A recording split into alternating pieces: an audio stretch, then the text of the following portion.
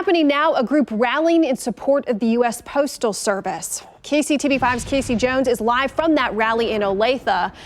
Casey, what is the group hoping will happen? So, Ellen, I just want to step out of the way and show you this group of concerned citizens that organizers only expect to grow as the day goes on. They're lined up here on Black Bob Road. They have let me know some of their demands. One, they want the Postmaster General fired. They want the federal government to fully fund the US Postal Service, and they want any and all machines and boxes that have been removed to be replaced before the election. But the more we learn about the situation, the more we are told it could impact more than just the election. 6 days a week, except on federal holidays, the U.S. Postal Service delivers mail to millions of customers and employs thousands of workers in our region. It's stressful, but we know that we're here to process the mail. We know that we're here to make sure everybody's mail is delivered on time. Antoinette Robinson, president of the local American Postal Workers Union, says in the pandemic, the demand is higher as more people are shopping online and sending care packages. At the same time, she tells us postal officials have removed several letter sorting machines in the Kansas City area. The machines are capable of processing 30,000 pieces of mail an hour. The changes come as officials expect postal demand for election season to skyrocket as more people choose mail-in ballots over voting in person.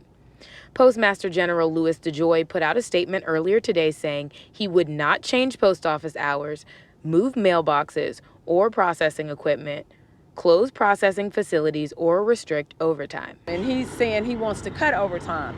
We have overtime during our peak seasons, and voting season would be a peak season where you would need overtime to get those ballots where they need to be. Republican Senator Jerry Moran has co-sponsored legislation to fund the Postal Service.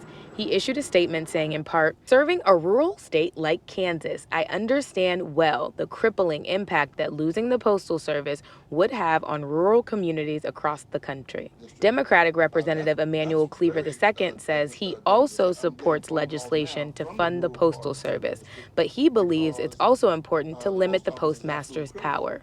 If you have seniors in that area who are waiting on medications that are delivered by mail, they're in trouble.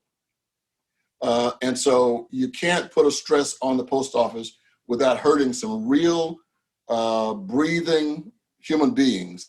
And as more people rely on the Postal Service despite threats of internal changes, Robinson says her members remain committed. That's going to affect how long it takes you to get your package from point A to point B. But this is what we do as postal workers. We move the mail. We're going to be here, so you can depend on us to be here. So again, I do want to reiterate that the Postmaster General says he will not be making any changes until after the election, but some lawmakers believe that's not enough. They want to see some sort of legislation that would limit his power. Congress will be meeting this week to discuss all of this. In fact, the Postmaster General will actually testify in front of a congressional committee. But out here live at this protest, we have been seeing people honk in support.